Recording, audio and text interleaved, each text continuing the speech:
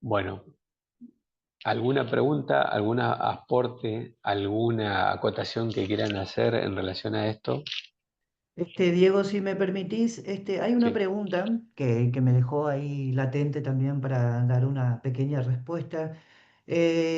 Alejandra dice, en educación primaria, sin computadoras en las aulas, sin conexión a internet, pizarras de tiza, ¿qué propuestas concretas para implementar la IA nos podrías brindar o cómo llegar con todo esto, todo este marco teórico que conocemos en su mayoría en nuestras aulas? Si me permitís la intromisión, ¿no es cierto? A mí me parece que la pregunta es profundamente pertinente, ya que justamente uno de los objetivos de este seminario es abrir el debate sobre cómo incorporar las nuevas tecnologías y a su vez la inteligencia artificial a nuestras prácticas docentes. Sin perderle de vista, ¿no es cierto?, la diversidad de los contextos educativos en los que trabajamos, en particular en muchas escuelas primarias de nuestro país y especialmente en las zonas rurales que conocemos, Diego, que nosotros también tenemos y que son vulnerables. Nos encontramos con aulas sin computadoras, sin conexión a internet y con recursos muy limitados. Yo creo que ante este escenario no se trata de replicar modelos tecnológicos avanzados, sino de pensar, por ejemplo, en la inteligencia artificial como un recurso al servicio del docente. O sea, ese sería como mi aporte ante ese pedido de esta colega, que incluso nos puede ayudar fuera del aula. Por ejemplo, el uso de la inteligencia artificial como herramienta de planificación y apoyo pedagógico. Podemos diseñar actividades desconectadas, con la ayuda, ¿no es cierto?, de todos los recursos tecnológicos y la IA. La producción de materiales impresos generado con ayuda de la inteligencia artificial, es decir, no pensar en la tecnología en el momento en el aula, sino también afuera del aula. El uso de audios y videos grabados ¿cómo que se llama?, con inteligencia artificial. Mira, para mí en definitiva el desafío es traducir el marco teórico que compartiste, ¿no es cierto?, en este seminario, y con todo esto que yo siempre también lo traigo, para mí es mi mentor, Sir Ken Robinson, que habla de la creatividad, ¿no es cierto? Con la colaboración, obviamente, y la mirada crítica que merece. Y no se trata de tener a la tecnología precisamente en el aula, sino de usar tecnología cuando sea posible para enriquecer lo que hacemos como educadores. Entonces, yo creo que quería responder esta pregunta que me quedó ahí, ¿no es cierto? Porque el docente busca mucho, perdón, no tenía pantalla, busca mucho en este tipo de capacitaciones el dame la herramienta, dame el método que yo me voy y aplico. Pero creo que lo que vos hiciste, que es relacionar, ¿no es cierto? Y más que nada con lo que yo me voy de tu ponencia es con esas preguntas que debemos hacernos. Y más estas preguntas como desde lo ético, y si estamos haciendo o no bien las cosas al utilizar tecnología educativa. Simplemente eso, y bueno, dejamos el micrófono abierto sí. para... Sí. Retomando un poquito lo que dice Cristian y en relación al planteo de la colega de primaria, las posibilidades y la riqueza que tiene eh, la inteligencia artificial tiene que ver un poco también con las particularidades. Y lo que dice Cristian es sumamente importante considerar, sobre todo porque uno necesita ciertas experiencias, a ver en este intercambio de a ver qué hiciste y cómo te fue utilizando en este contexto, con estas carencias y con estas necesidades, también tenemos esas realidades. Y nosotros a veces lo que está al alcance de la mano son celulares. Eso, los celulares están presentes en todos los lugares. Y los celulares tienen inteligencia artificial que podemos trabajar. La idea es determinar previamente cómo y de qué manera vamos a utilizar esos recursos y con qué intencionalidades. Por ejemplo, en la alfabetización inicial, uno de los objetivos que está establecido por los núcleos de aprendizaje prioritario o por los diseños curriculares tiene que ver con afianzar la oralidad y la producción escrita, ¿sí? Estos recursos se pueden utilizar claramente como para afianzar esos procesos que tienen que ver con la oralidad, en la construcción de audio, en la edición de video, en la escucha, con algunas particularidades específicas que en qué momento, cuándo y cómo lo voy a utilizar, ¿sí? Y ahí en la edición de textos también, con la corrección de aspectos gramaticales, ¿sí? A veces las computadoras, las redes, los datos están presentes, pero el desafío es, bueno, pensar también como gestores del aula y la generación de enseñanza, a quién tenemos que plantear el uso, de qué manera, ¿sí? A los equipos de gestión, de los equipos de gestión. Por eso retomaba la cuestión de la agenda. La agenda educativa que retoma este seminario digital es una agenda planteada por la UNESCO desde hace varios años y que desde el 2018 está establecido como núcleo de aprendizaje prioritario porque forma parte de las habilidades y capacidades que como cuerpo docente necesitamos asumir y trabajar para favorecer las nuevas profesiones, las nuevas habilidades que vamos a necesitar en nuestros estudiantes que hoy están en inicial, en primaria, en secundaria, ¿sí? No solamente porque nos irrumpa y nos atraviesa o nos genere una incomodidad o nos plantee a ver si hizo o no la tarea a nuestros estudiantes, sino porque tenemos que pensar en esa doble dimensión. Están presentes en nuestras aulas, ¿qué hacemos? Hay una intencionalidad educativa que tenemos nosotros, cómo la asumimos, cómo trabajamos con estos recursos. Y esos recursos lo usan los estudiantes, están presentes, ¿sí? De hecho, hoy, escuchando en una radio, había un interrogante en una entrevista a estudiantes de escuela secundaria de cómo utilizaban la inteligencia artificial y ellos mismos, a veces por eso planteaba una la imagen de un interrogante de escuchar a nuestros estudiantes también, ¿sí? A veces es preguntar, qué usan, para qué lo usan, cómo lo usan y enseñarles también, por ejemplo, yo cuando trabajo ensayo filosófico con los estudiantes en secundaria le planteo a ver qué aspecto de lo que le responde es coherente o no y por qué y si está relacionado o no con el marco teórico que estamos trabajando. Si académicamente está bien o si hay que enriquecer, porque eso también es una dimensión que tenemos que abordar, ¿sí? Entre otros aspectos que son riquísimos, ¿sí? Escucho a alguien que quiera hablar o si quieren retomar algún, veo que escribieron Una bastante. cosita más que quiero retomar es que vos hablabas también de no solamente ser consumidores, sino de producir. Esta nueva terminología que se remite a las tecnologías educativas, por ejemplo, esto de prosumidor, que lo puse ahí en la mensajería, prosumidor pedagógico es aquel entonces que consume y al mismo tiempo produce material pedagógico ayudados por las nuevas tecnologías. Sí, justamente retomando esto, gracias Cristian por ese concepto. Hay varios conceptos que no quiero saturar con muchas ideas vinculadas con eso que nos plantean a nosotros como desafío. En esta resignificación, yo estoy en el sistema educativo hace 27 años y pasé por varios niveles, desde el primario hasta el universitario, y trabajar, y en cada uno de ellos hay cierta constante. Estas constantes tienen que ver con analizar estas variables, ¿sí? Cómo nos pensamos nosotros como docentes, cómo pensamos el aprendizaje y cómo pensamos nuestra propuesta educativa en el marco de lo que el sistema educativo espera que nosotros resignifiquemos y aportemos a una sociedad que está atravesada por el avance científico y tecnológico. Y en ese sentido, ¿sí? Tenemos que garantizar la transmisión de una cultura, la resignificación de una cultura y prepararlos a las generaciones que están en nuestra mano para ser usuarios, ¿sí?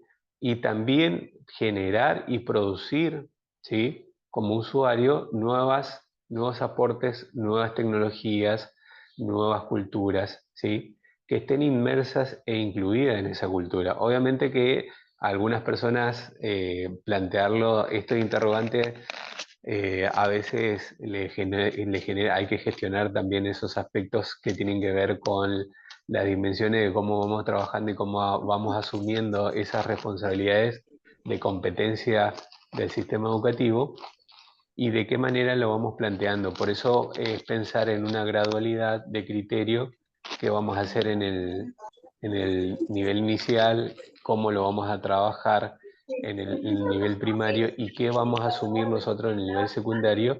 Y por otro lado, en las instituciones también cómo vamos abordando esos aspectos. Sí, obviamente que hay unas ciertas habilidades y capacidades que de cara al siglo XXI no podemos hacer la vista gorda y que tenemos que trabajar, que tiene que ver con este concepto que Cristian muy bien lo definía recién, ¿sí? Ser consumidores, pero también producir y generar tecnologías vinculadas con este desarrollo. Y en ese sentido hay experiencias de algunos países de Asia, por ejemplo, o de Europa, que tienen incorporado ya como propuesta de trabajo, inclusive en la nube, para poder favorecer ciertos aprendizajes. Y eso con un celular también es posible pensar. La creatividad y la resolución de problemas está un poco pensada desde ahí, de cómo vamos generando la optimización de los recursos y con lo que tenemos disponible para dar respuesta a la demanda y necesidades particulares. Permiso, Diego. Hay una profesora, Mariela Castillo, que quiere hacer una pregunta. Hola, buenos días o buenas Buenos tardes. días. Hola, Mariela. A ver, una duda, por ejemplo, yo estoy trabajando con mis alumnos de cuarto, doy el área matemática. Entonces estoy trabajando con mis alumnos la clasificación de los ángulos. Yo partí desde un video para que ellos se fuesen familiarizando con este tema. Eh, Es más, hasta trabajé con el chat GPT para crear un práctico para evaluarlos. Entonces hice el prompt y en base a lo que me generó el chat GPT, bueno, lo adapté a lo que yo había trabajado con ellos en el cuaderno. Bien, trabajé conceptos, clasificación, la construcción, de todo lo que está referido a ángulos. En este momento, escuchándolos, se me acaba de ocurrir y escuchando a mis alumnos que ellos, bueno, están con el TikTok, con el celular, con los videos. Yo trabajo mucho también con mi celular mostrándoles a ellos videos. Es más, entre todos buscamos videos desde mi celular, o sea, yo les pregunto y ellos me van respondiendo. Se me acaba de ocurrir, por ejemplo, con esto de que no tenemos internet en la escuela, no tenemos todas las herramientas necesarias en las escuelas. Por ejemplo, yo les podría pedir a ellos que busquen en el chat GPT o en alguna tecnología la clasificación de los ángulos y que después comparen con lo que la tecnología les va a proporcionar, comparen lo que nosotros ya hemos trabajado y que con sus propias palabras puedan explicar qué han entendido o qué aprendieron sobre los ángulos. O sea, se me acaba de ocurrir, no sé si está bien, si lo puedo aplicar así, qué aporte me pueden dar ustedes. Sí, me parece interesante porque la diversificación cuando pensamos en hiperaula, está ahí una posibilidad de aprendizaje de aula invertido previo de una tarea de indagación, de búsqueda de un contenido que está trabajando. Ese contenido, cuando se le da la posibilidad y la autonomía del estudiante de comprometerse con la búsqueda y se socializa en el aula y se le da el espacio de interacción en el que puede contar lo que trajo, hay una especificidad de recuperar la información y poder trabajar. Y ahí es donde aparece nuevamente el rol del docente, donde va a establecer cuál está bien, de qué manera, qué otras posibilidades tenemos para seguir construyendo, y el que no tiene la posibilidad de hacerlo de manera con el uso de la inteligencia artificial, bueno, están los recursos analógicos, están los recursos físicos, está la regla, ¿sí? Yo siempre hablo un poco en relación a matemática, cuando hablamos de teoría y Pitágoras, por ejemplo, el albañil que va a encuadrar una construcción no sabe de Pitágoras, pero en la dimensión práctica lo hace, ¿sí? porque toma un ángulo recto, establece ciertos centímetros de cada lado y va trabajando. Todas las posibilidades de simulaciones en relación a contenidos, ¿sí? A partir de las imágenes, los videos y los audios que tenemos para poder trabajar una serie de contenidos, cuando planteamos lo que dice la colega, ¿sí? Mariela, tiene que ver con diversificar y empoderar a nuestro estudiante porque le damos las palabras, le damos el recurso y le damos la posibilidad de contar qué es lo que aprendió y cómo aprendió. Esos son espacios que son sumamente interesantes y que recupera lo vincular del rol que tenemos nosotros como docentes porque resaltamos una actividad en el que si el estudiante se involucra con lo que trae, el aprendizaje existe. Si no conseguimos que se involucre, el aprendizaje disminuye. Y a veces nosotros nos come la ansiedad y nos corre la urgencia de recibir una respuesta porque todavía estamos formateados con la vieja estructura de la dimensión positivista de que generamos un estímulo y queremos una respuesta inmediata. Y en esos procesos de construcción, cada estudiante tiene sus intereses y su manera de aprender. Y cuando hablamos de primaria, esta posibilidad de pensar en lo lúdico, en lo concreto y en lo virtual, en lo digital, tenemos que combinar y utilizar todo. Me parece interesante ese recurso y sí proponer en la distribución de roles y grupos, ¿sí? ¿A quién le vamos a pedir que analice la guía y la próxima rotamos, ¿sí? Al otro grupo le voy a pedir algo concreto, ¿sí? De elaboración. Al otro le voy a pedir la clasificación del ángulo usando la puerta del aula y que dibujen en el aula cuál es el ángulo y clasifiquen ahí. A otro le voy a pedir en afiche que traigan formatos. Esas posibilidades que nos incorporan los recursos tecnológicos hoy no descartan los que ya veníamos trabajando y que funcionan, sino que lo vuelve a plantear en una resignificación y una riqueza de posibilidad en un lenguaje con el que nuestros estudiantes tienen que incorporar, pero que la mejor manera de aprender es diversificar esos entornos. Por eso me parece interesante y te agradezco, Mariela, tu aporte y no sé si amplía o enriquece tu consulta. Sí, sí, sí, me encantó, muchas gracias. Claro, conociendo a mis alumnos, yo puedo decir, bueno, este grupo que está como más involucrado con la tecnología puede buscar, puede aportar de esta forma. El otro grupo que quizás no tiene las herramientas, pero lo puede hacer en la escuela, bueno, buscamos en el grado cómo ver dónde hay ángulos, cómo los construimos y eso. Entonces está muy bueno. Y entonces todos se van a sentir como parte de estos nuevos conocimientos y se van a sentir involucrados y bueno, y no lo hacemos tan quizás para ellos que quizás no le ven el sentido de cómo lo pueden aplicar. Entonces, bueno, me encantó. Muchas gracias. Sí, sí. Bueno, muchas gracias. Ahí hay dos Bueno, conceptos que Diego, recuperaste, Cecilia, que tienen que ver con el aprendizaje colaborativo y cuando hablamos de la perspectiva de la psicología, a Vygotsky, cuando fomentamos los grupos de aprendizaje en la zona de desarrollo próximo y en la zona de desarrollo potencial. Entonces, esa instancia, fíjense que hablando de inteligencia artificial, no descartan los aspectos y las ideas que nos sostienen cuando pensamos aprendizaje, sino que lo va enriqueciendo y lo va resignificando. Y esa era un poco la idea de retomar en esta propuesta la exposición. Diego, Y volvemos, te agradezco por todo. Albertina también le vamos a dar la palabra, por tu tiempo más que nada. Y te interrumpo porque también queremos respetar los tiempos del próximo disertante y un pequeño recreo, ¿no es cierto?, que tenemos que dar un ratito a la mente. Nos llenaste de contenido y ahora hay que ver cómo acomodamos todo eso en la cabeza. Mil gracias. Albertina, ¿querías decirle algo a Diego?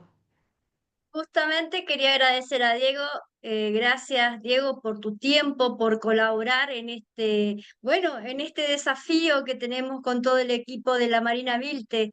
gracias por la predisposición y por todo. Y bueno, y me quedo con esto que dijiste, con esta frase que dijiste, necesitamos hacer una revolución mental. Creo que pasamos por ahí nosotros, empezar por nosotros mismos para saber qué herramientas seguimos utilizando y cómo implementarla en las aulas. Y también hace un rato cuando hablabas de la zona próxima de Vygotsky, digo, justo, la idea es que nosotros podamos justamente llevar a la inteligencia artificial a humanizarnos, no que la inteligencia artificial nos robotice. Así que gracias Diego por tu tiempo, gracias a todo el equipo y ahora vamos a un receso, Cristian, ¿no es cierto? Le esperamos a Lucas Malaisi, que en un rato también va a compartir con nosotros y él nos va a hablar de las emociones y y su influencia en el desempeño del aprendizaje. Así que muchas gracias por la participación y volvemos en un ratito, Cristian, ¿es así? Así es. Aproximadamente a las 15 horas va a estar Malaisi, así que damos un tiempito A para las que 14, podamos Cristian. almorzar No, a A las no, las 14, 14. pero a las 14. 14, A a las las 14. 14. A las Podamos 14. comer algo y volvemos. Nos vemos dentro de un Rápido. rato. Bueno, Gracias. hasta luego. Eh, sí, aquí tengo aceptar. Comentaba esto de ponernos también en el lugar del otro y no solo culpar a las deficiencias que tenemos en cada escuela, donde podemos hablar de las instalaciones, de falta de material didáctico y demás, sino también ser un apoyo, una contención a ese alumno que quizás viene con una mochilita también llena de emociones y darle permiso a ese alumno a expresarse, a si necesita llorar, hacerlo, si, no prohibir y dejar que pueda expresarse a través de las emociones, para que pueda también ser capaz de manejarlas y nosotros brindarles herramientas y esa seguridad de que es humano y que mediante las emociones también crecemos y aprendemos. Muy interesante las charlas.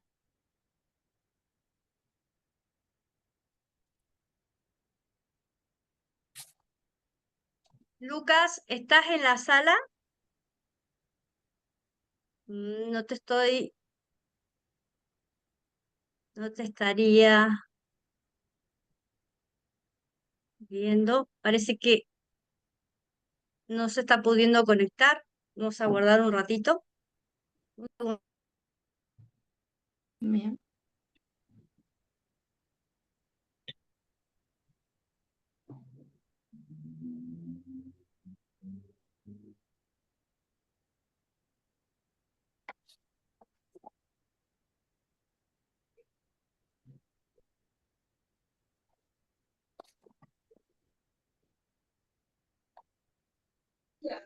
Y él quiso entrar a la casa de mi amiga y ahí...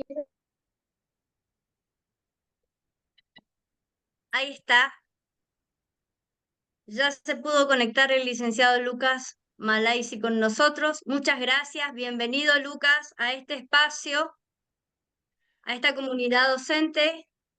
Estamos en el Zoom y también Ahora sí, conectándonos por vía YouTube. glorioso. A ver, ahora sí. Bueno, muy buenas tardes a todos y a todas. Muchas gracias por la invitación, Albertina, y a las autoridades Hola, muy buenos responsables días. de... Disculpe, licenciado. ¿Puedo dar una pequeña reseña de su biografía antes que empiece con su disertación para presentarlo a todas las personas que nos están acompañando? Claro que sí, por favor, pensé que ya era mi momento. Ah, Sí, lo estábamos esperando, muy bien. una parte de toda la disertación. Bueno, Bueno, bueno, damos inicio a la adelante. tercera disertación las emociones y su influencia en el desempeño del aprendizaje, que se realizará con el licenciado Lucas Javier Malaisi. Él es licenciado en Psicología, egresado de la Universidad Católica de Cuyo. Ha realizado curso de posgrado sobre psicoterapia gestáltica, evaluación psicológica y bioneuroemoción.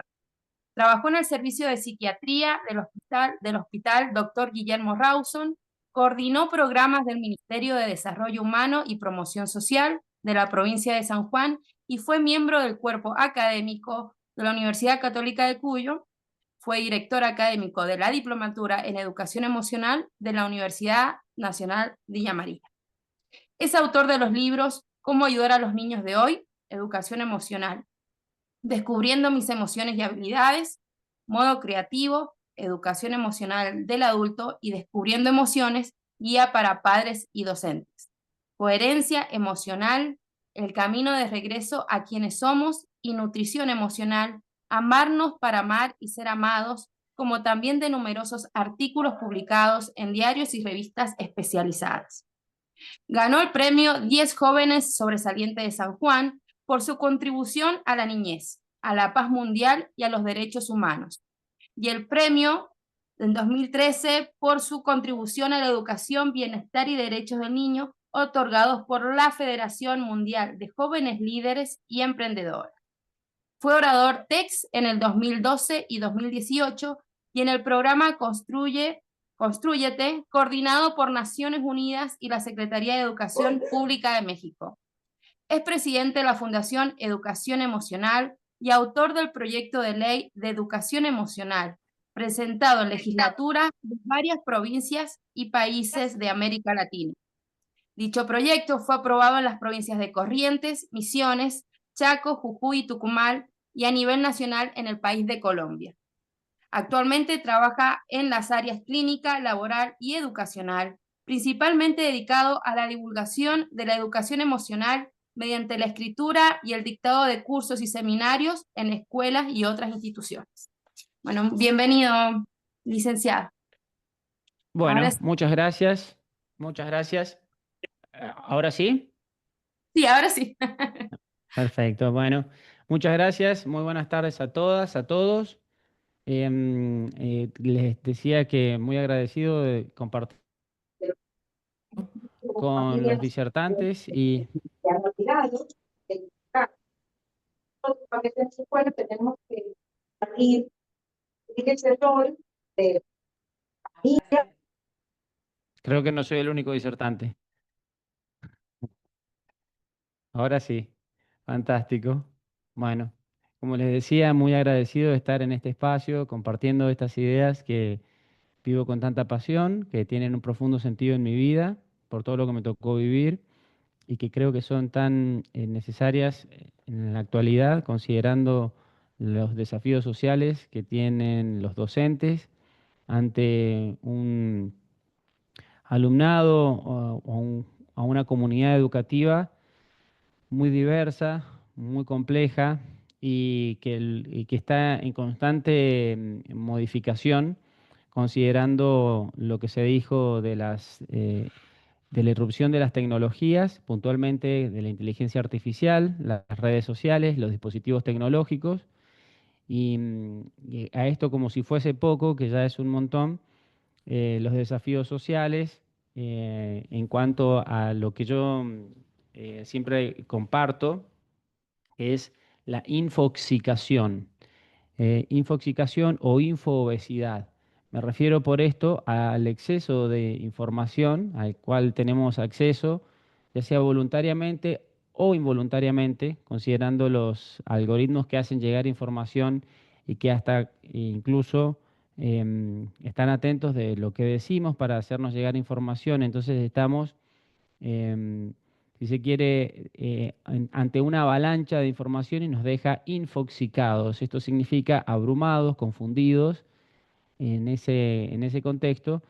Y a los estudiantes o a los jóvenes, más aún, porque aún no tienen una postura tomada, no tienen un criterio, no tienen ciertos conocimientos y no pueden distinguir de ese océano de información qué es lo relevante para ellos, que es cierto siquiera, porque hay mucho fake, muchas noticias falsas, mucha información falsa y errada, por tanto.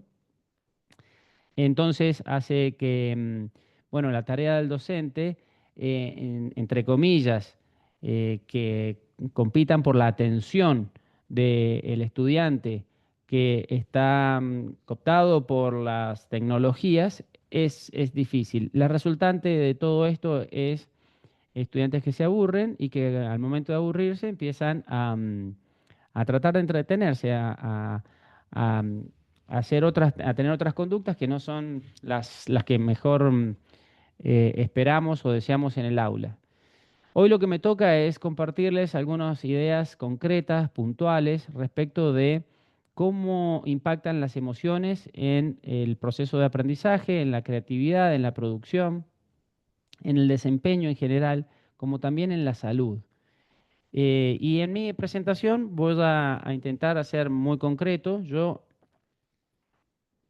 les cuento, tengo un criterio muy pragmático, en tanto asumo que todos los docentes hoy están sobreexigidos, se espera de los docentes demasiado, en tanto a formación, en tanto a atención, tienen como mínimo 30 estudiantes, de los cuales tienen que estar atentos y ante alguna dificultad quedan como responsables. Y en un escenario en el que en el último veinteno el docente experimentó una pérdida del prestigio social, en muchos lugares una ausencia de apoyo institucional, esto es ante una dificultad, no se lo acompaña, sino que se lo desampara. Por otro lado, ya sabemos que las remuneraciones no están acordes a las prestaciones, muchos sostienen o sostuvieron que el docente trabaja 4 o 5 horas por día, pero esto no es así, porque Ya, me voy a levantar. el docente, perdón, ahí creo que se está solapando los audios. Ahí está. Bien, y como les decía, las remuneraciones están por debajo de las prestaciones. Hay que entender que el docente no solo trabaja a las horas que está frente a los estudiantes, sino muchas horas de corrección, de planificación, de trabajo extra, bueno, que eventualmente no siempre eso es considerado, sin hablar de lo que son las horas de formación. Entonces, yo soy uno de los principales defensores del docente en cuanto a esos aspectos y más aún los intangibles. ¿A qué me refiero por los intangibles? Me refiero a las condiciones emocionales del educador. Nadie da lo que no tiene y hoy el docente está, como los estudiantes también, en medio de una coyuntura, de una situación crítica educativa, donde el sistema educativo, como saben, ya no da no es suficiente o debe ayornarse porque no acompañó la complejidad de los desafíos sociales y todo eso queda en toda esa problemática de esa burocracia, se lo responsabiliza principalmente al docente. Es como decirles, tenemos un ministerio en extremo, cualquier ministerio, un aspecto administrativo, en extremo, burocrático y obsoleto, y la persona que está en la atención al público es la cara visible y entonces toda la ciudadanía va y le reclama y le demanda a esa persona, siendo que en definitiva no es la responsable de esas políticas o de lo que pasa detrás, sino que solamente está atendiendo y está ocupándose lo mejor que puede de su trabajo. Pero hay un montón de cuestiones por detrás que tienen que ver con aspectos que le exceden, en este caso, a esta persona de atención al público. Bueno, al docente le pasa algo parecido. El sistema educativo fue diseñado para la era industrial, ahora estamos en la era de la información y debe ayornarse, debe modificarse, debe actualizarse, debe ser más flexible y sigue siendo palabras más, palabras menos, lo mismo, solo que maquillado. Es la misma estructura, solo que ahora le sumamos a esta estructura que ya está endeble, le ponemos un elemento más, inteligencia artificial. Le pusimos hace tiempo, ya hace mucho tiempo, computación, idiomas, educación sexual integral, le pusimos también sobre esta estructura educación ambiental. En Córdoba se aprobó la ley de educación financiera. pero creo que estructuralmente, sí, eso no es lo que me convoca hoy, solo quiero referirme a que está sobreexigido el educador, y esto lo perciben los estudiantes. Entonces vamos a hablar de cómo afectan las emociones a nuestro desempeño. Mi estrategia, como les digo, es muy concreta, muy pragmática. Yo les voy a hacer una presentación, si me permiten. Tengo acceso para compartir pantalla, a ver.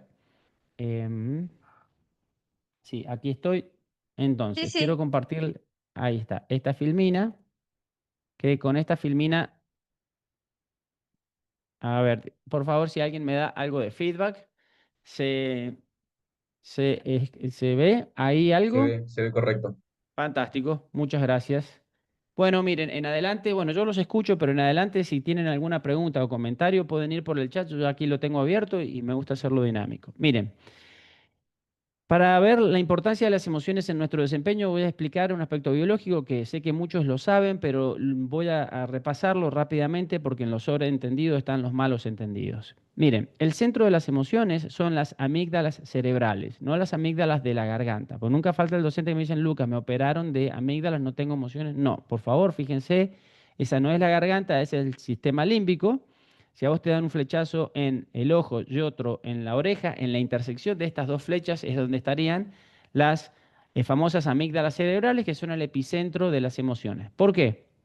Porque cuando uno tiene un estímulo, cualquiera sea, un perro que sale a ladrarte, un vaso que se cae, un niño que grita, un abrazo, ver el rostro de la persona que amas, cualquier estímulo, que estamos llenos de estímulos constantemente, la amígdala responde ante este estímulo segregando sustancias que inician una reacción encadenada en milésimas de segundos.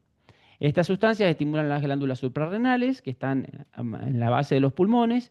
Ellas segregan hormonas que caen al torrente sanguíneo.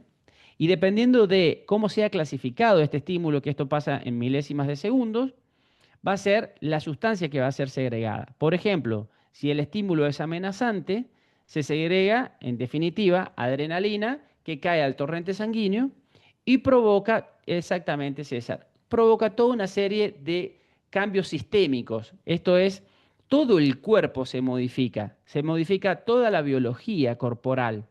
Por ejemplo, acá, ¿por qué pasa esto? Porque se activa una parte de nuestro sistema nervioso central. El sistema nervioso central tiene dos sistemas, el simpático y el parasimpático.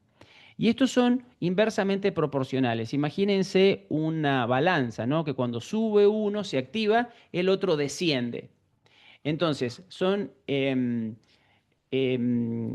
paradójicos. Ahí donde está funcionando uno, el otro no está funcionando y eventualmente interactúan. Es bien complejo, pero lo vamos a simplificar de este modo diciendo que cuando se activa uno, el otro se desactiva. Entonces, tenemos dentro del sistema nervioso dos sistemas, el sistema simpático y el parasimpático. Nuestro sistema simpático es el que se ocupa de una sola respuesta biológicamente prediseñada, que es la respuesta defensa, huida, parálisis.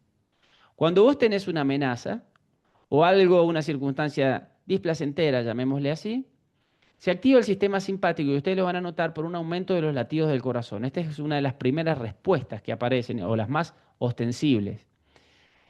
El aumento del latido del corazón es correspondido con aumento del ritmo respiratorio, con una dilatación de los bronquios para poder obtener más oxígeno, para poder mandar más oxígeno a los músculos, que también se activan los reflejos, se encrespan los pelos, hay sudoración, se dilatan las pupilas, hay una tensión muscular, una preparación para la acción en definitiva. Entonces, se activa el sistema simpático y yo estoy preparado, yo o cualquier individuo, y en este caso los estudiantes, para lo que es la defensa, huida o parálisis. Ahora bien, cuando se activó el sistema simpático, se desactiva el sistema parasimpático o bien disminuye su funcionamiento.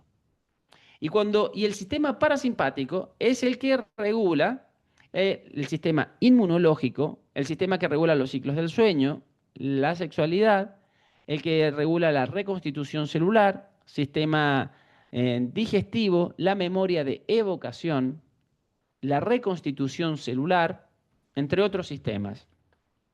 Entonces, fíjense aquí, a ver si aprecian. Entonces tenemos Yo llamo a lo que es el predominio del funcionamiento simpático ingresar en modo defensa. Y un predominio del sistema parasimpático o un equilibrio entre estos dos, ya lo voy a explicar, es el modo creativo. Cuando un niño ingresa en modo defensa, está preparado, como les dije recién, para la defensa, la huida o la parálisis. ¿Mm? Por ejemplo, y este se da con emociones displacenteras como el miedo, el enojo, la angustia, la ansiedad. Emociones que, vergüenza. Fíjense, ¿quién de ustedes pudo tener un buen desempeño, una lectura o una buena dicción cuando estaban frente a personas y sentimos vergüenza? ¿No? Entonces, ese es el modo defensa. Y el modo creativo tiene un predominio del funcionamiento del parasimpático, que activa todos estos sistemas que les mencioné recién. Entonces, vamos a hacer un pequeño juego para hacerlo dinámico. Quiero que me digan por sí o por no en el chat. Entonces, vamos a probar la máquina a ver si está funcionando bien. ¿Estamos de acuerdo con la consigna? ¿Sí o no? ¿Entienden la consigna? Necesito que me den solo feedback en el chat para ver si están atentos. Porque sí, glorioso. Están ahí. Están ahí. Bueno, bueno, bueno. Me alegro porque las tecnologías eventualmente son un poco frías y uno a veces no sabe si están ahí. Ya, listo, listo, ya me di por aludido, sé que están ahí. Entonces, ahora vamos a tomar vamos a hacer preguntas que son, que tienen una respuesta binaria, por sí o no. Esa es entonces. Díganme si pudieron conciliar el sueño, o sea, directamente responden el afirmativo y si no, el negativo. Si pudieron conciliar el sueño en medio de un ataque de ira, respondan por sí o por no. ¿Pudieron conciliar el sueño en medio de un ataque de ira? No, no, no, no, todos no. Sí, ahí hay un sí. Vamos a ver de qué planeta es ese que respondió un sí. Fabiana Díaz dice que sí. Todos acá decimos que no. En medio de un ataque de ira. En medio del ataque de ira. Ojo, Fabiana.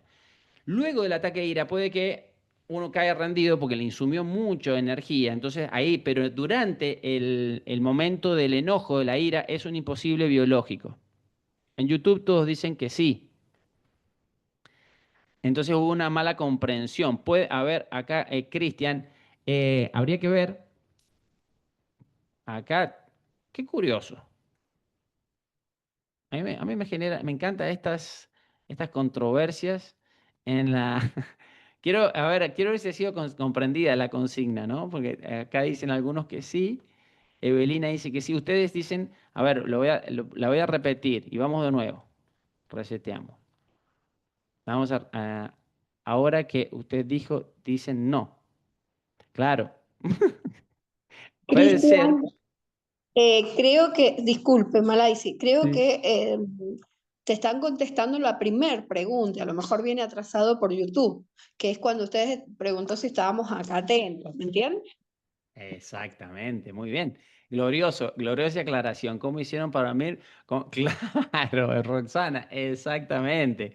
Fabiana, sí, contesta la primera pregunta, no la segunda, exactamente, sí. Bueno, lamentablemente por la cuestión del delay que tenemos con la población que nos ve por YouTube, vamos a tener que, diría yo, que desestimar ese universo de encuesta. Vamos a seguir por este que es como instantáneo. Bueno, ya se vio claramente que todos no podemos conciliar el sueño en medio de un ataque de ira. Hubieron un par de excepciones que pueden ser, como les digo, cuando uno se calma un poco puede caer rendido, pero durante el ataque de ira es imposible. Imagínense que alguien venga y tengan un siniestro automovilístico, chocan. Entonces chocan y se bajan a ver el auto, los daños, y en ese momento uno dice, ay, oh, espérate, que me entró mucho sueño, discúlpame, me voy a dormir al auto y ya vuelvo. Eso es imposible, por más cansado que estés, porque se activa el sistema simpático, que te prepara para defenderte, huir o paralizarte. Entonces, está muy atento.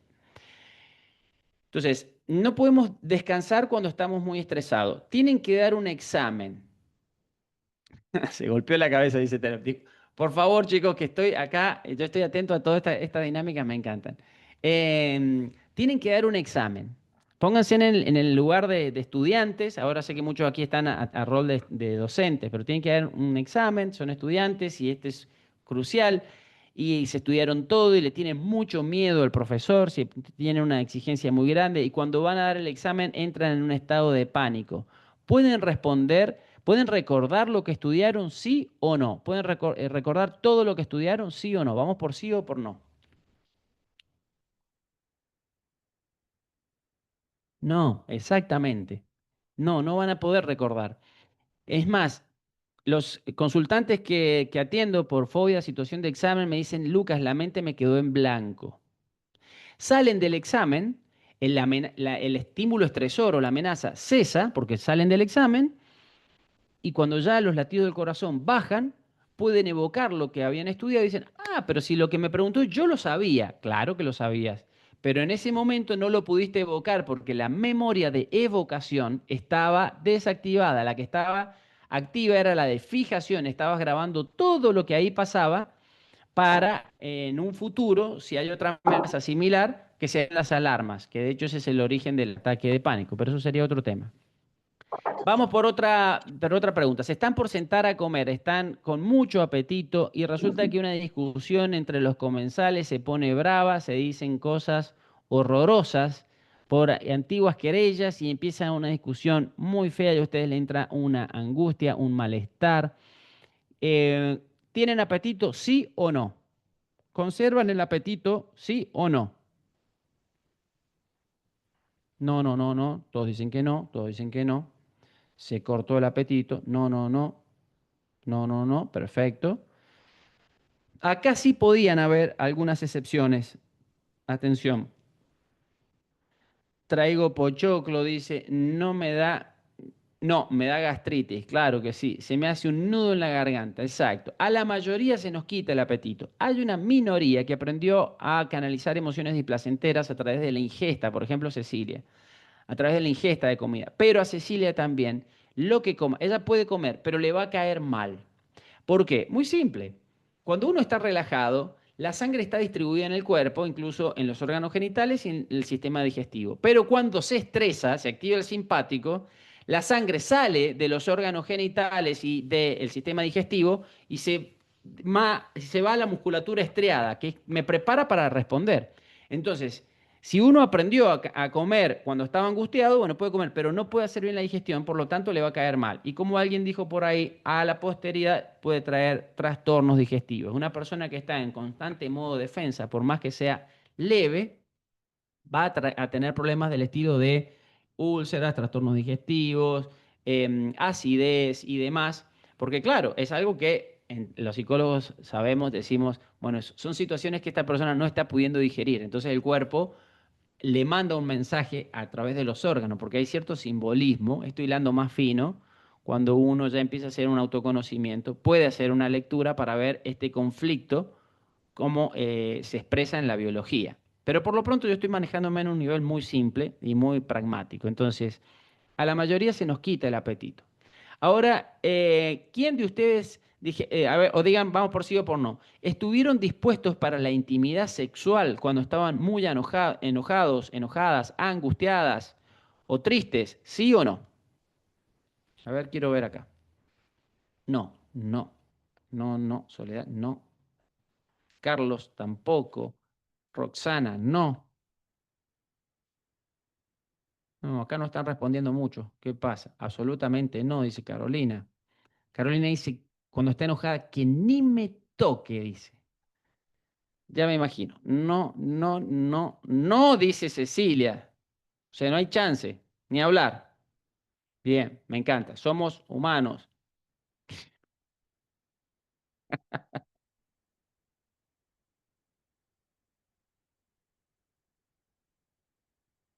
Ah, no, por favor, Lucas, es que me da mucha risa porque en una de las, no nos olvidemos que los docentes también somos seres humanos, los psicólogos también.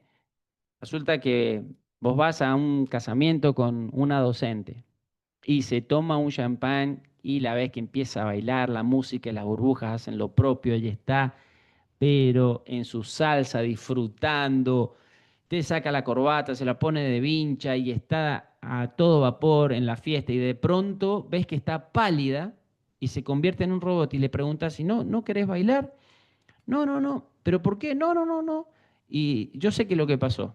Ha visto un padre o una madre y entonces vuelve a su rol de docente. Yo siempre recuerdo que somos seres humanos. Antes de ser docentes somos seres humanos. Entonces, por lo tanto, estas preguntas son pertinentes. Exacto, dice Mariela, claro. Son pertinentes. Todos tenemos apetito por la comida, por la sexualidad, por el descanso, por los placeres, por todo somos, hay que recuperar esa humanidad, hay que sensibilizarnos, empatizar. Entonces, repasando, fíjense, no podemos descansar cuando estamos estresados. La memoria de evocación no funciona, no hay apetito, por lo tanto tampoco obtenemos los nutrientes de las comidas. Atención con esto. O, a ver, espérense, se ríe la gente, jaja, tal cual, lo peor es si te encuentras con una... Claro, qué vergüenza, por Dios, ¿no? Uno dice, no puede ser, ¿cómo? Sí, a los psicólogos nos pasa una cosa parecida, o nos pasaba. Yo ya no me incluyo en ese grupo porque soy más transparente y me siento cómodo mostrando mi humanidad y mis miserias en el escenario y en el trabajo, porque uno es lo que es y mientras más coherente, más relajado va y mejor es. Entonces sí, una invitación a cuidar ciertos modos siempre, sin dejar de ser quienes somos. Por eso es que es uno de los libros que se mencionó, lo que escribí es Coherencia Emocional, el camino de regreso a quienes somos. Bien, entonces, corazones, repasemos. Cuando uno está estresado, no puede conciliar el sueño, no puede hacer bien la digestión, no va a disfrutar de la intimidad sexual, no funciona la memoria de evocación. Resulta que si ustedes están estresadas mucho tiempo, se va a desactivar el sistema inmunológico, porque fíjense en la filmeina. Depende el sistema inmunológico de el parasimpático. ¿Qué es lo primero que te pide? A ver, quiero acá el chat. Vayan al chat y respondan. ¿Qué es lo primero que te pide el médico cuando estás enferma o enfermo? Además de eventualmente una medicación. ¿Qué es lo primero que te pide? Además del análisis, reposo, exactamente, reposo. Reposo. ¿Por qué pide reposo? Porque cuando ustedes están en reposo, dejan de tener estímulos si se quiere, se meten en boxes de la propia vida, de esta carrera de la vida, y bueno, y salen, y entonces están, y paran un momento, paran. Y cuando uno para, baja los latidos del corazón, empiezan a conectarse con el sueño, y el sueño es reparador. Empieza a activarse la multiplicación celular, y si tienen una herida, la multiplicación celular hace que sanen solos. Tenemos programas de sanación. Lo que pasa es que en una vida de constante estrés, de un ritmo ajetreado, no podemos activar esos programas de sanación. Entonces hay personas que como no paran y tienen dolores crónicos, enfermedades crónicas, porque no se dan el tiempo de sanar.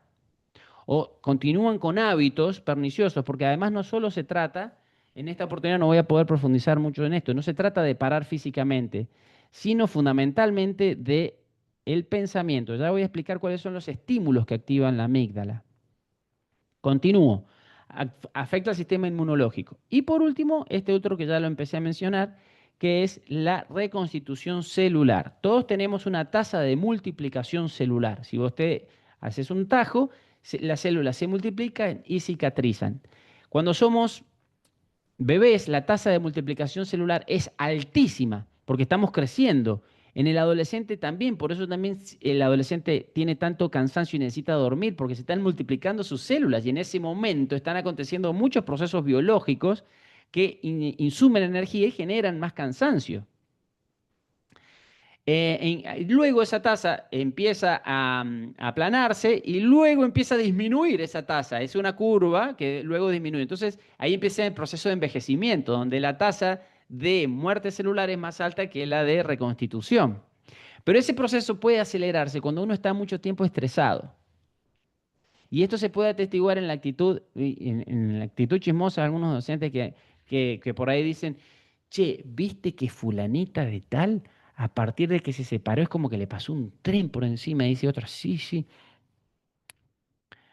O a veces a la inversa, uno cuando no estoy haciendo acá una apología ni emito juicio de valor sobre la separación o el divorcio, solo quiero decir que cuando uno tiene un estrés sostenido en el tiempo por una crisis existencial, una enfermedad propia de un ser querido o algo, si está en un estrés sostenido en el tiempo, envejece más rápido. Y esto depende mucho de los hábitos. Van a ver que las personas que tienen...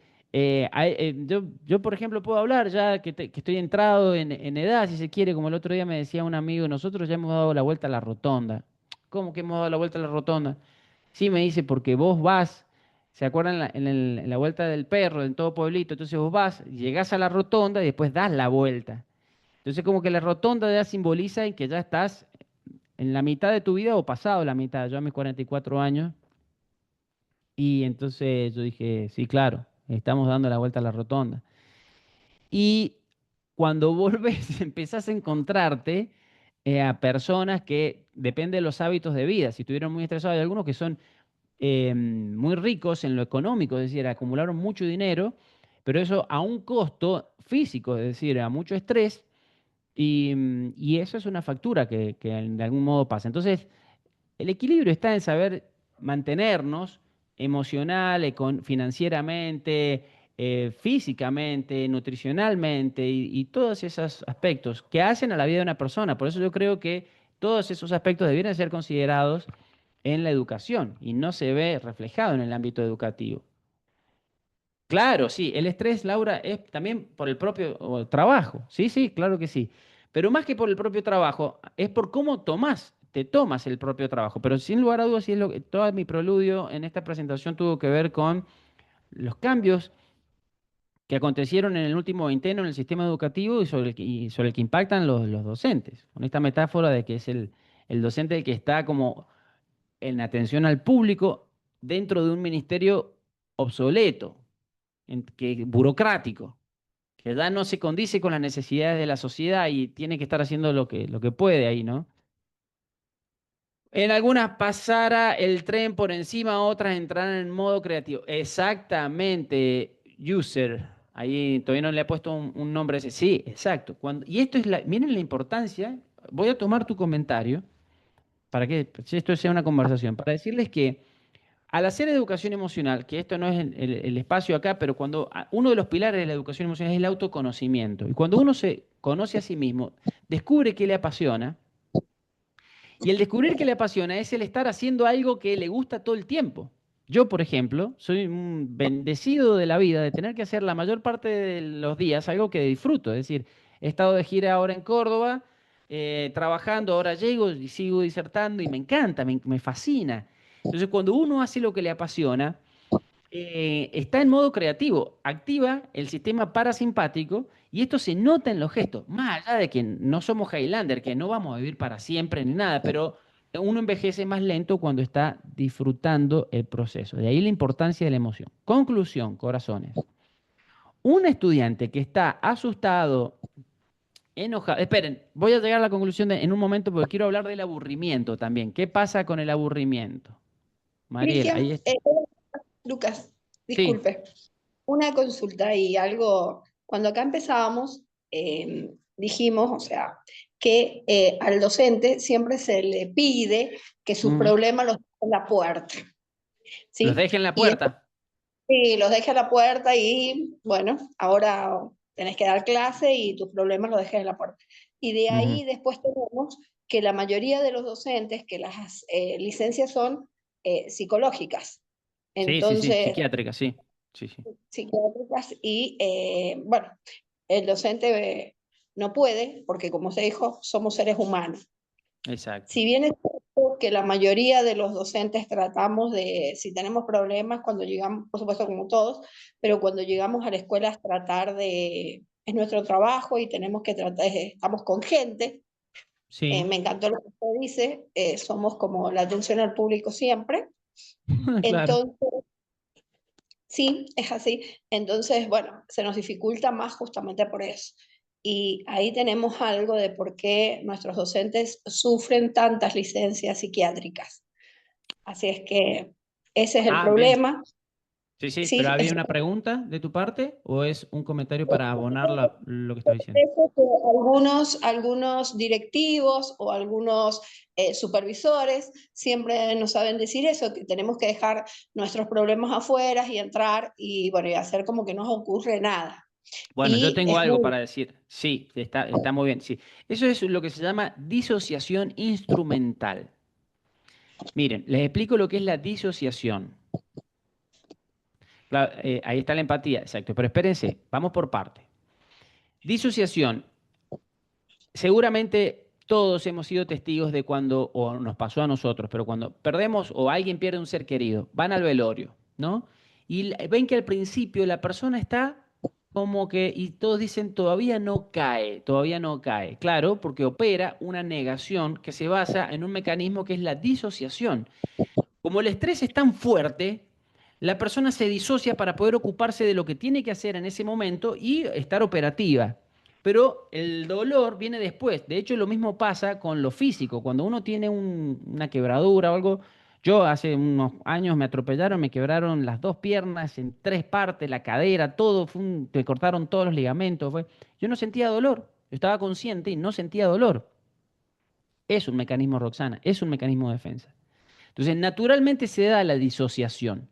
Ahora, la disociación instrumental es la que uno aprende a hacer, por ejemplo, el médico que tiene que, o el bombero, me ha tocado tener que trabajar con bomberos que tienen que, por ejemplo, rescatar a un bebé que se está ahogando o que se ha ahogado y hay que hacerle reanimación, o que otros me contaron casos tan dolorosos que con riesgo de electrocutación y, en fin, cosas. Entonces tienen que disociarse. Porque si uno entra en pánico y tiene que estar tranquilo, tiene que estar en modo creativo. Porque si no, imagínense, si a mí me dan esa tarea, yo entro en pánico, no voy a poder, me paralizo, me muero. En fin, disociación instrumental se llama eso. Pero la disociación instrumental no puede sostenerse por mucho tiempo. Es decir, si algo de todos los días, a mí me piden, no, los problemas tengo que dejar afuera. Si puedo hacerlo en un esfuerzo, en un momento, pero si esto es algo de todos los días, no, porque me estoy adaptando a una situación que está enferma, a una situación que es antinatura. Entonces acá lo que se les está pidiendo una vez más es esa sobreexigencia al docente. Ah, tus problemas déjalos afuera. Sí, los puedo hacer en un momento, pero no lo puedo hacer esto constantemente a la diaria. Y como bien quien abrió el micrófono lo mencionó recién, no sé quién era, pero la suscribo, en tanto decía que hay un altísimo índice de licencias por parte de médicos y psiquiátricos. Un 30% en promedio de algunas provincias es licencias por parte de psiquiátricos o médicos, que en el fondo tienen que ver con aspectos psiquiátricos, porque si uno no se recupera de una enfermedad, tiene que ver con si uno no se recupera, tiene que ver con que no está favoreciendo el parasimpático para que se dé la reconstitución celular o active el sistema inmunológico, ¿no? Entonces, en conclusión, sí, se lo sobreexige y esto es posible, la disociación instrumental, pero en periodos breves. Si es algo sostenido, no se va a poder. Corazones, yo siento como un ruiderío de micrófono que creo que no nos contribuye a la concentración. No sé si se puede silenciar. Es como un mecanismo de defensa, dice Roxana. Sí, esto ya lo leí.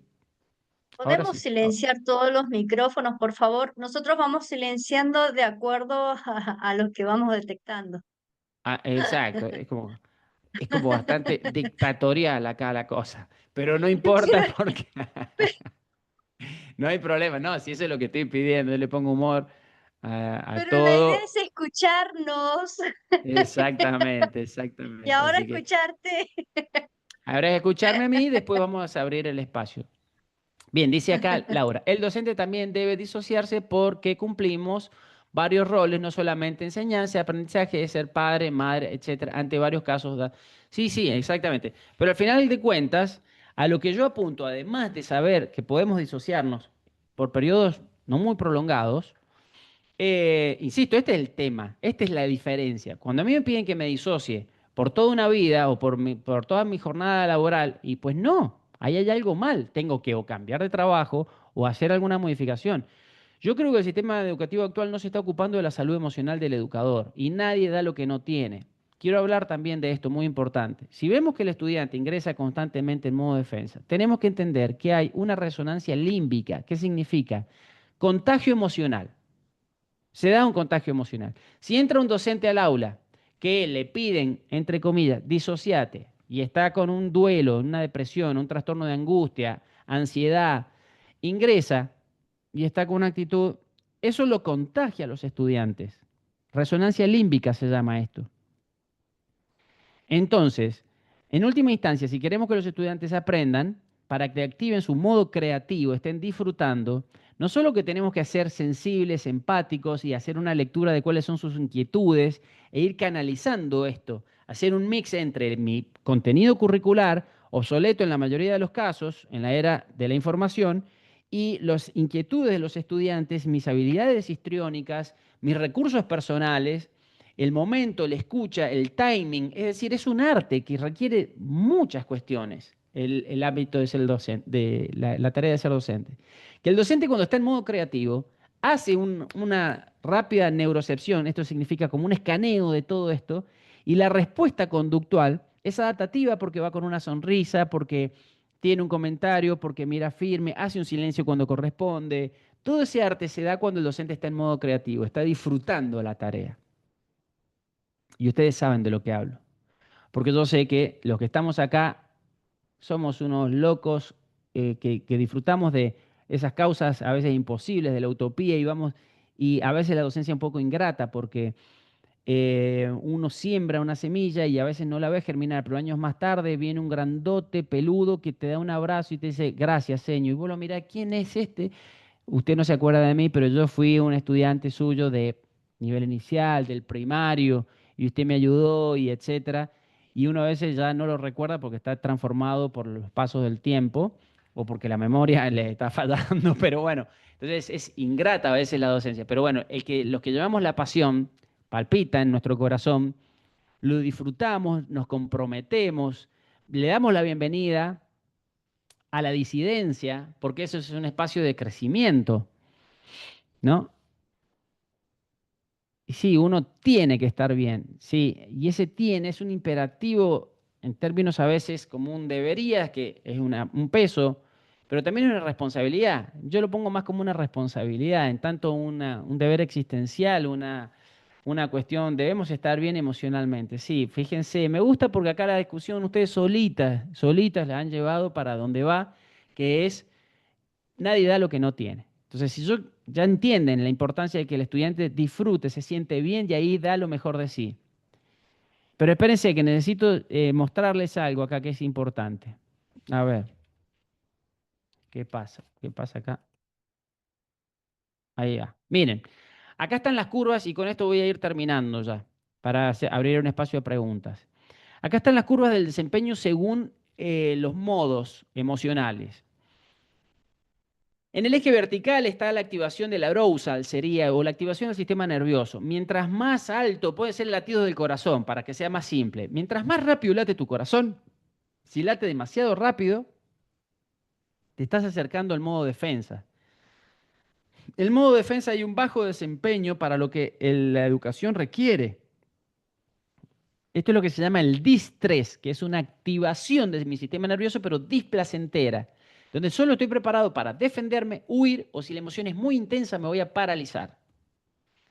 Vamos al otro extremo, a cuando tu corazón late muy lento, seas docente o estudiante. Estás como, ay, qué sueño, hasta como aburrido, porque no te desafía en la justa medida la actividad. Entonces, cuando tu corazón late muy lento, estás muy relajado, estás en lo que se llama el submodo relax. En el submodo relax, sí funciona el sistema inmunológico, la reconstitución celular, el sistema de los ciclos del sueño. En el submodo relax estoy como muy tranquilo y se está reparando el cuerpo a sí mismo.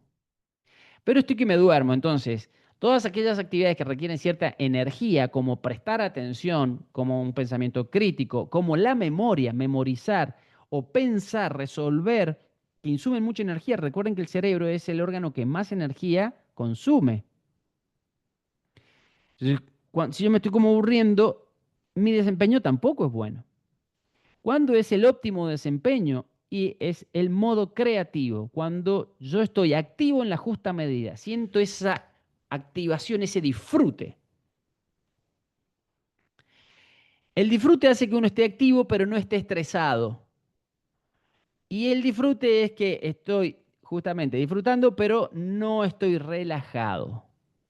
Esta es la diferencia entre placer y disfrute. Cuando les pregunto a los estudiantes o a los adolescentes consultantes, ¿a vos qué te gusta hacer? Y me dicen, me gusta jugar a la Play, me gusta tomar cerveza, me gusta juntarme con amigos. Muy bien, hermoso. Todo eso es placer y es muy importante para poder darle un descanso a tu cuerpo, a tu mente. Pero el disfrute es diferente al placer. El placer es pasivo. Comer, ver tele, ese es el placer, que es importante. Yo no voy a cargar las tintas contra el placer, no.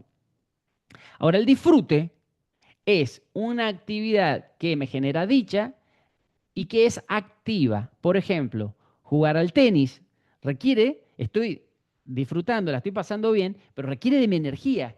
Y estoy cansado y ya no doy más, pero y voy. Y si estoy en una ecuación matemática, despejar la X me atrae, es un desafío que cuando es bien planteado por el docente, por eso les digo la resonancia límbica, cuando el docente, que es el aprendizaje significativo, cuando el docente presenta algo con dicha, cuando dicen, qué hermoso que es esto, miren qué lindo, la X hay que despejarla de esta manera y esto parece un laberinto que hay que resolver. Entonces lo presentamos de un modo en el que el estudiante dice, ¿por qué le gusta tanto a esto? Y ese genera dicha. Yo me acuerdo, les cuento una anécdota, nada que ver, pero bueno, a mi sobrina me lo puse como un experimento psicológico. A mi sobrina no le gustaban las mandarinas, pero era por un simple capricho de niña que, no sé. Entonces dije, voy a hacer que le gusten las mandarinas. Y a mí me encantan las mandarinas, entonces fue fácil para mí porque, entonces yo sin decirle que coma mandarina, frente a ella, a ver, la ubico en el tiempo. Ella tendría en ese momento unos 7, 8 años, por ahí, muy chica.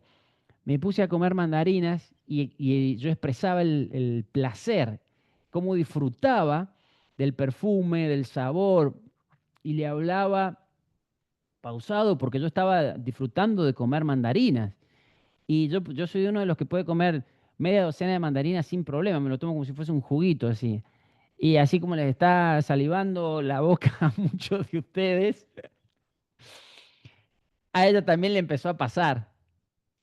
Y en esa conversación y logramos que me acepte un gajito y entendió que la mandarina es muy sabrosa y es muy rica y le terminó gustando la mandarina. Entonces, se contagia. Ahí el estado emocional es lo más importante, ¿no? Cuando uno está en esa dicha. Buscar aquello que nos hace bien, deporte, baile, taller, tejido. Exactamente, sí. Roxana parece que estaba en una de mis formaciones, porque eso es lo que propongo al final de algunos encuentros, que es para hacer la alquimia emocional. Alquimia le llamamos transformar emociones displacenteras en placenteras, el plomo en oro, si se quiere. Uno tiene que mover el cuerpo, porque eso segrega endorfinas, exponernos a la luz del sol, porque contribuye a la secreción de serotonina. El grounding también es muy importante. La hidratación es muy importante. El movimiento corporal, los abrazos para la oxitocina. Y sobre todo cuidar el pensamiento. Y acá quería decirles, porque alguien dijo, el estrés es el trabajo.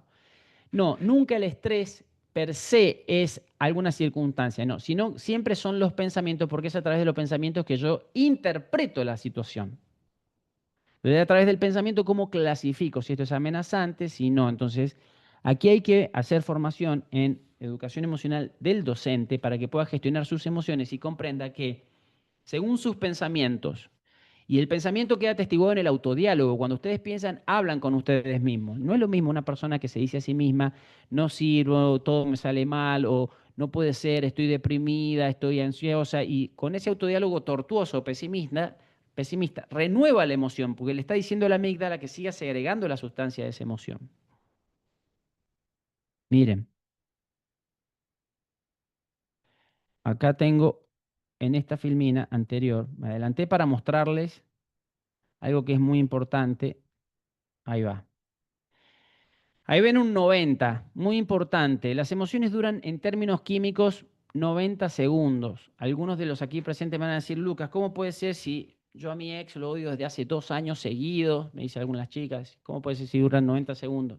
Tranquila, ¿qué pasa? En términos químicos duran 90 segundos. ¿Por qué? Porque ese es el tiempo que le tarda al cuerpo metabolizar la sustancia. Reabsorber, una vez que fue segregada por la amígdala y por las suprarrenales, toda esa adrenalina, ese cortisol que puede ser del enojo, que está en sangre, se metaboliza naturalmente, se reabsorbe. Y como también, gracias a la insulina, el azúcar en sangre se metaboliza o las células lo van consumiendo como combustible, entonces todo eso se metaboliza. Ahora bien, ¿qué pasa si yo sigo renovando el estímulo? Continúo expuesto ante el estresor. Es 90 más 90 más 90 más 90. Entonces, en el caso de una persona con una depresión, es porque tiene una manera de pensar, un proceso de pensamiento, un hábito, en este caso puntualmente un vicio, porque es un hábito negativo, que hace que la amígdala continúe visualizando estresores o viendo la parte negativa de la vida. En cambio, las personas que salen rápidamente de emociones displacenteras porque tienen autodiálogos indulgentes, automotivantes, amorosos, con ternura para consigo mismo. Entonces dicen cosas como, bueno, son cosas que pasan, esto me va a fortalecer, voy a salir adelante, respiran, o aprenden a disminuir el pensamiento.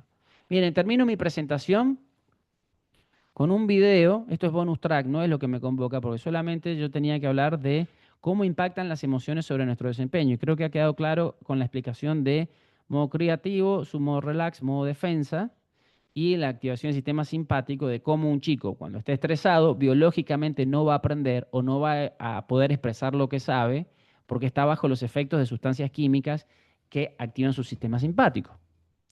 Para terminar, miren este video, a ver si se puede ver. Sería glorioso que se vea. A ver. Observen. Ah, espérense, espérense. No se escuchó nada, ¿verdad? No, no se ¿Por qué? escuchó. Claro, porque yo tengo que No se compartir con escucha. sonido. Ahora sí. Muy bien. Miren, vemos el video. Espérense. Vemos el El video. supervisor que te gusta casado, el supervisor que te gusta casado, el supervisor. Lo voy a volver a colocar acá para ver de nuevo. Vamos a ver 2 videos, así nos distendemos y después vamos a unas preguntas. Ahora sí va a haber feedback, sí va a haber sonido. Por favor, díganme si sí lo hay como para quedarme tranquilo. Sí, ya se escucha. Sí. Gracias. El supervisor que te gusta casado, el supervisor que te gusta casado, el supervisor que está pareciendo a tu mamá, te está pareciendo a tu mamá, te está pareciendo a tu mamá, cada vez más, te está pareciendo todo, se te está cayendo todo, se te está cayendo todo, se te está cayendo todo, todo se cae todo, se cae. Tenés 32, 6 sin novio, tenés 32, 6 sin novio, sin novio. Tenés que hacerte la depilación definitiva, tenés que hacerte la depilación definitiva, definitiva, la depilación. Te haces las lolas o te vas a bucio, te haces las lolas o te vas a bucio, te haces las lolas, te salió otra cana, te salió otra cana, te salió otra cana, te salió otra cana, te salió otra cana, volvete al árbol, volvete al árbol, volvete al árbol.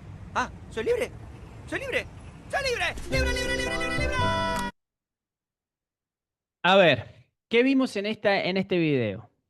Los publicistas captaron muy bien la idea de los pensamientos pesimistas y negativos, de cómo le taladran la cabeza. Sí, risas aparte, Estela, es real.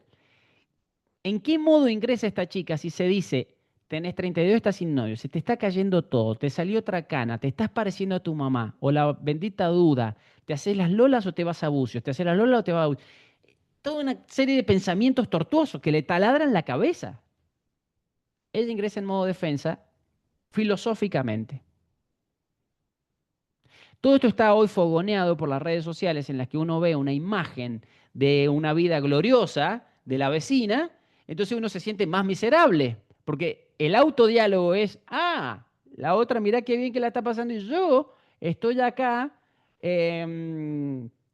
comiendo y engordando, no sé qué se dicen, entonces solos estamos generando ansiedad, depresión, lo cual es muy útil para el mercado de la enfermedad, de la inseguridad, para el consumismo, etc. Yo no quiero complejizar la escena.